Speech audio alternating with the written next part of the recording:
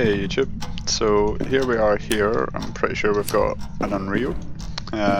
So right now we're at 0 sanity and I wanted to demonstrate the Onryo test that we can do.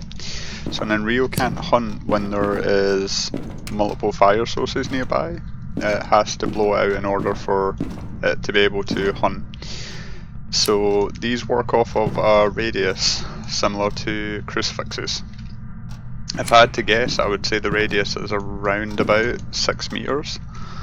So from about here to just past that other candle.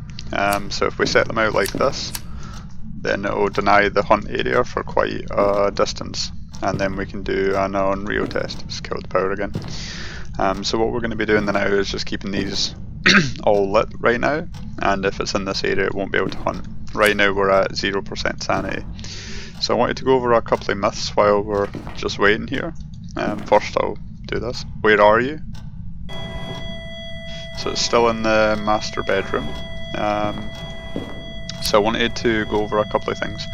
I've been on a few hunts with people where they've been in with a candle and they said it blew out the candle but it didn't hunt, so therefore not an Onryo. It's not the way it works. The way that it works is it's off of probability. And that probability starts relatively low. Oh, it's rapidly blowing out candles. It starts relatively low, so it might have a 15% chance. I'm making that number up, but it is somewhat low.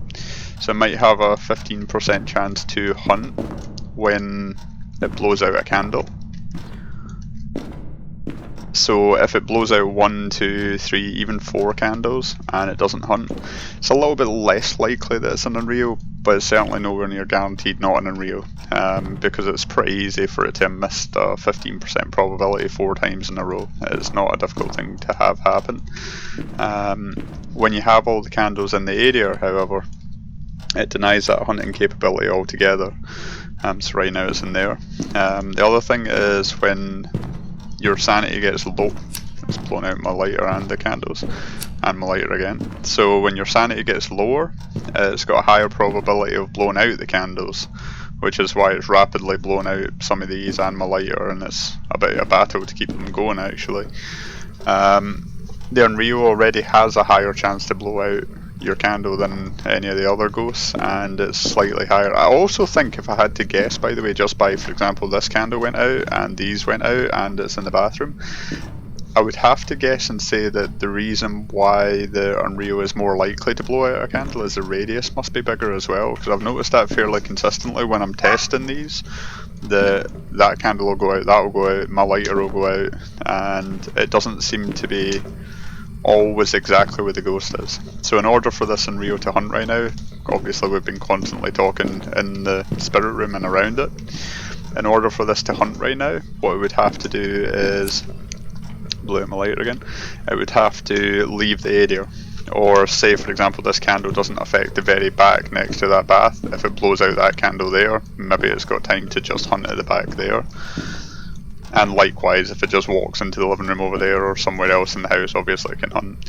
The reason this is demonstrating it pretty well though is because it's been fairly static in the master bedroom, so we can demonstrate this quite clearly. Where are you? And still in the master bedroom. Excellent. So this has worked out to be a pretty good time to demonstrate this.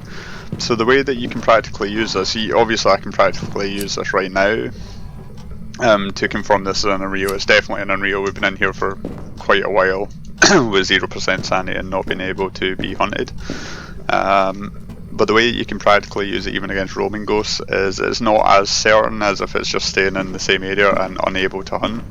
You can set them up in sort of, living room down this corridor and then see if it delays the hunt, and then if it always ends up hunting away from the candles, in other words it never hunts on top of the candles, then it's not if it never hunts on top of the candles, it's very likely to be an Onryo.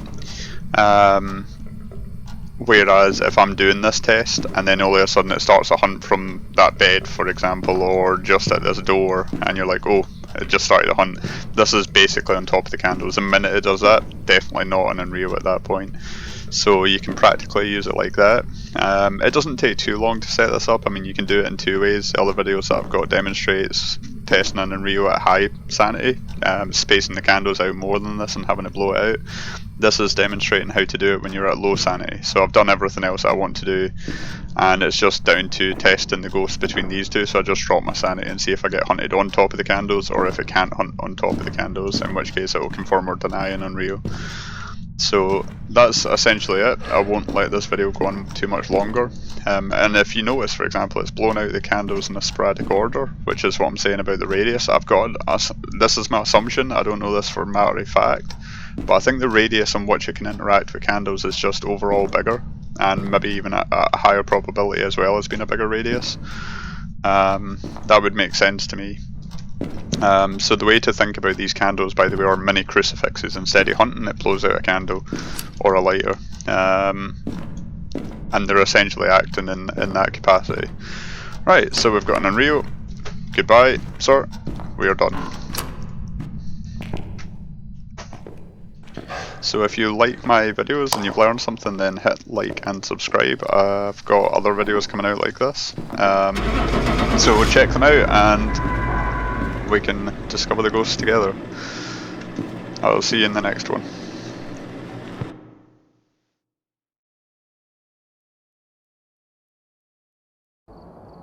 Welcome back. I've prepared some jobs for you.